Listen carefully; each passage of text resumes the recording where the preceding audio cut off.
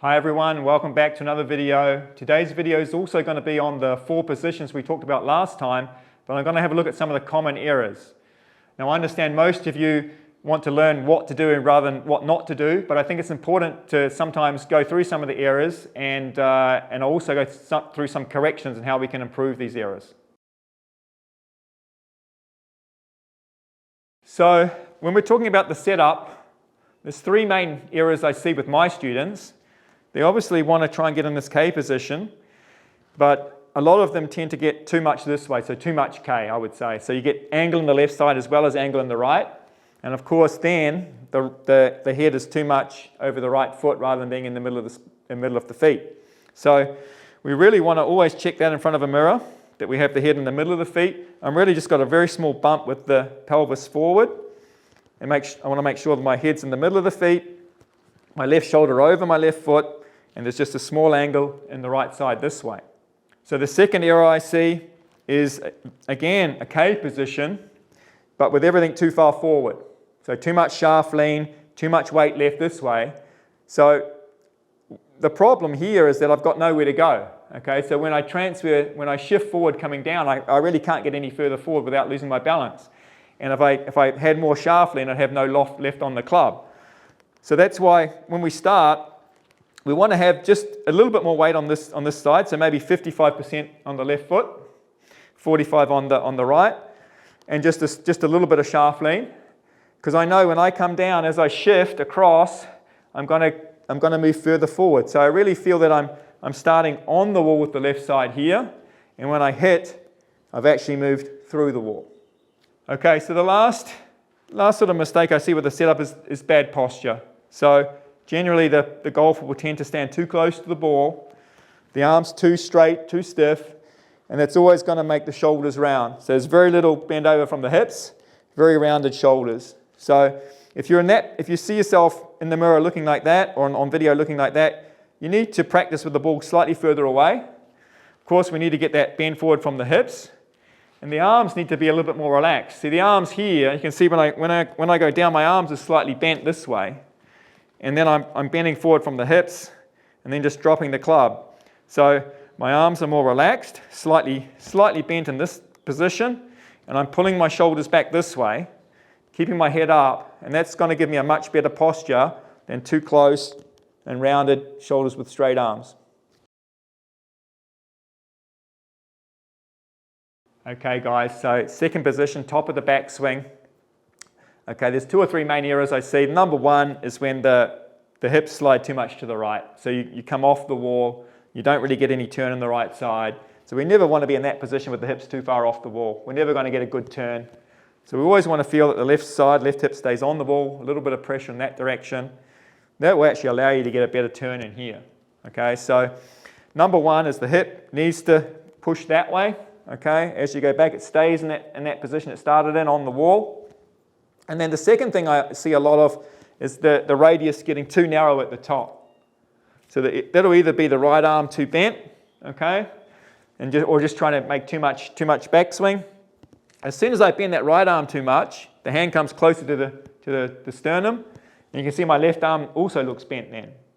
So a lot of golfers try and keep this left arm straight, but if the right arm's bending too much, okay, the left arm's also going to be bent. So that right arm, although it starts a little bit bent and it does fold a bit on the backswing, it's really only going to be about a right angle. It's not going to be any narrower than that.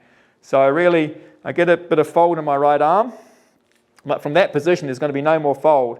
What I always think of is keeping the shaft away from my right shoulder, getting me in that position there. And that gives me a good stretch in here, keeps my radius in the swing, okay?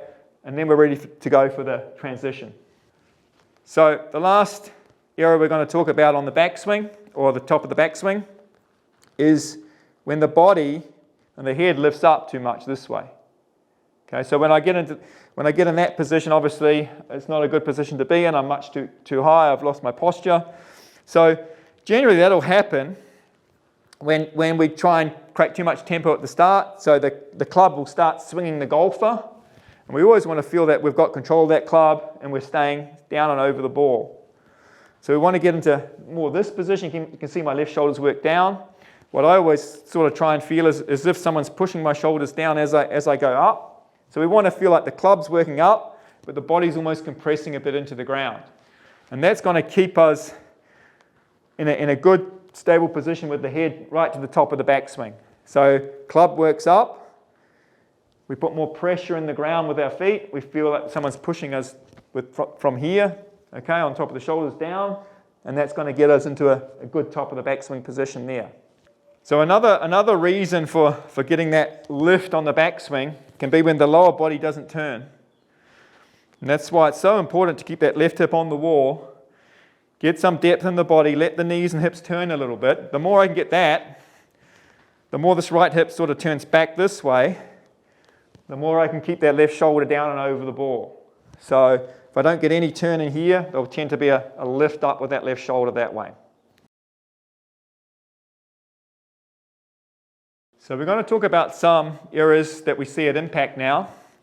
And number one is this one here, where the body is too much turn, the upper body. So my shoulders would be way too open to the target, my chest is facing the target too early.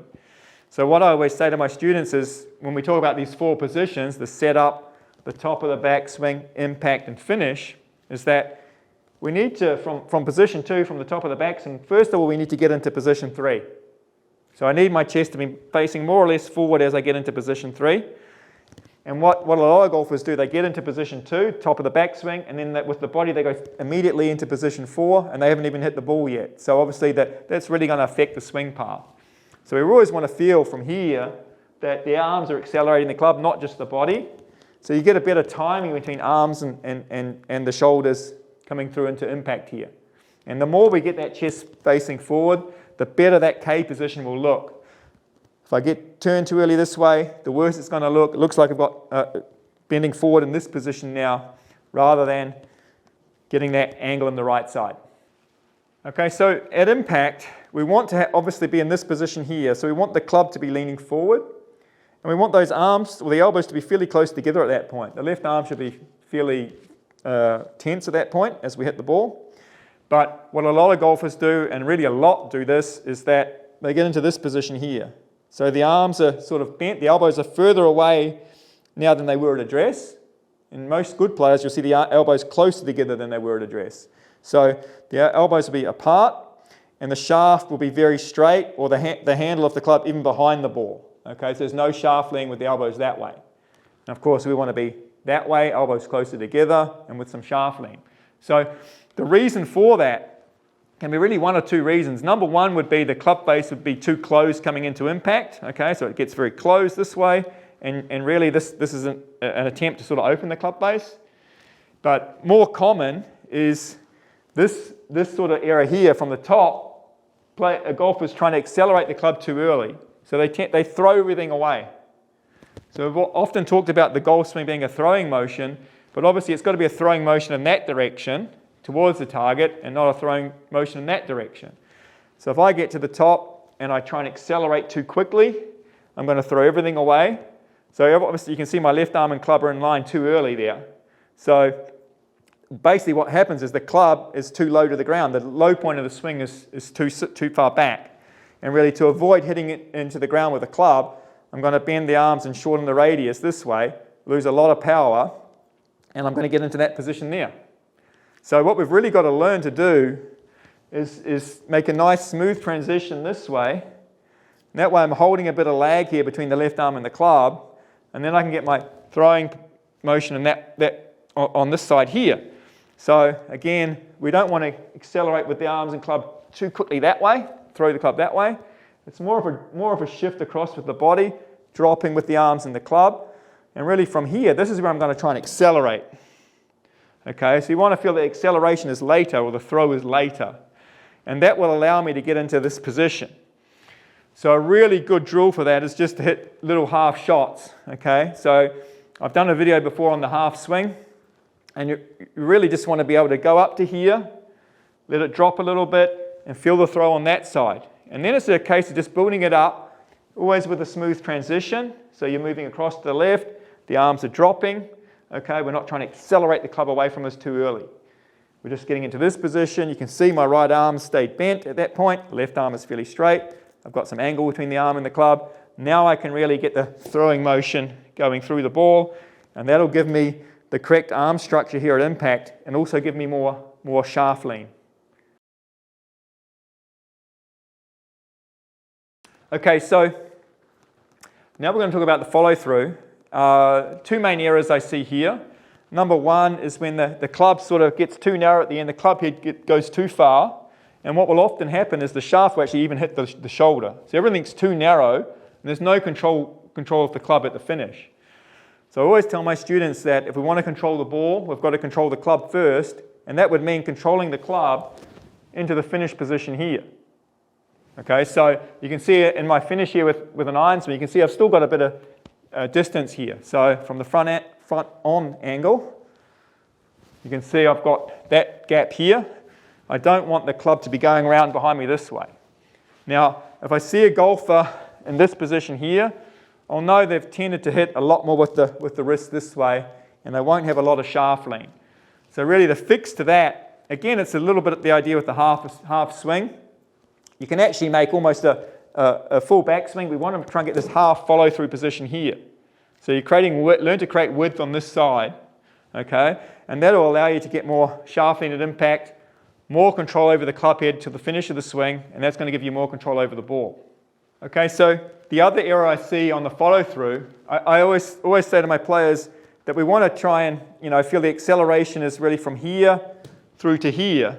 And some golfers, obviously, a lot of them have thrown everything away too early here, and they've got no power left. So what they actually try and do is looks like they're trying to, from here, hit the ball with the follow through.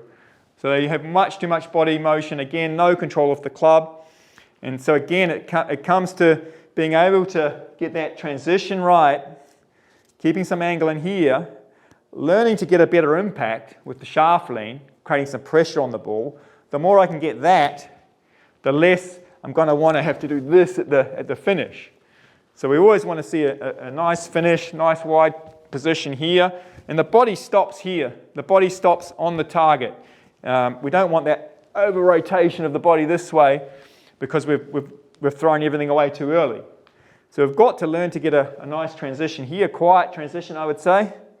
Learn to accelerate and get some shaft lean at impact, and learn to stop a bit earlier. Body stops on the target, okay? So my body's facing the target, doesn't turn any more than that, and that gap's still going to be there at the end. Okay, nice width from the shaft to the left shoulder.